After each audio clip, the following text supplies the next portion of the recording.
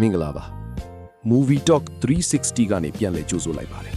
ဒီနေ့မှာတော့ထူးထူးခြားခြား romance thriller အမျိုးအစားဖြစ်တဲ့ Miss Butcher စကားကြောင့်ပြောပြပေးသွားမှာပါဇလန်ကတော့ဆွဲဆောင်မှုရှိတဲ့အမျိုးသမီးဆွန်းအေးကသားသက်ဆိုင်လေးတစ်ခုဖွင့်လှစ်လိုက်တာအနေစတင်ပါတယ်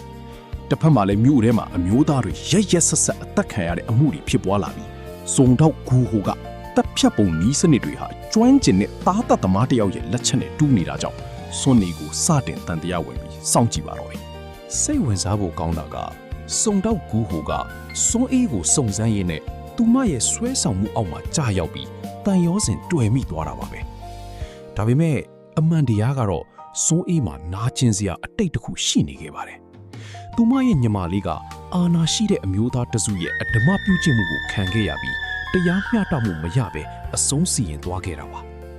စွန်းအေးကဒီသားသက်ဆိုင်ကိုဗန်းပြပြီးသူ့ညီမလေးကိုဒုက္ခပေးခဲ့တဲ့သူတွေကိုတယောက်ချင်းစီလိုက်လံကလေးစားချေနေတာဖြစ်ပါတယ်။စုံတော့ကူဟိုအနေနဲ့အချစ်နဲ့တရားဥပဒေကြားမှာပြင်းပြင်းထန်ထန်ပြားများရပါတော့တယ်။ဇလန်ရဲ့အထွတ်ထိပ်မှာ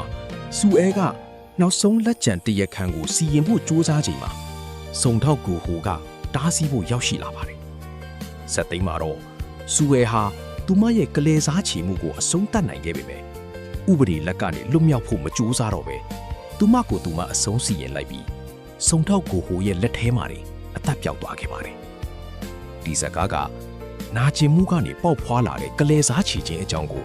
romance နဲ့ crime ရောနှောပြီးရိုက်ပြထားတဲ့စိတ်ဝင်စားစရာလက်ရာတစ်ခုပဲဖြစ်ပါတယ်နားဆင်ပေးတဲ့အတွက်ကျေးဇူးတင်ပါတယ်ဒီလို movie podcast တွေထပ်ကြည့်ခြင်းရင် Movie Talk 360ကို subscribe လုပ်ထားဖို့မမေ့ပါနဲ့နောက်ဗီဒီယိုမှာပြန်တွေ့ကြမယ်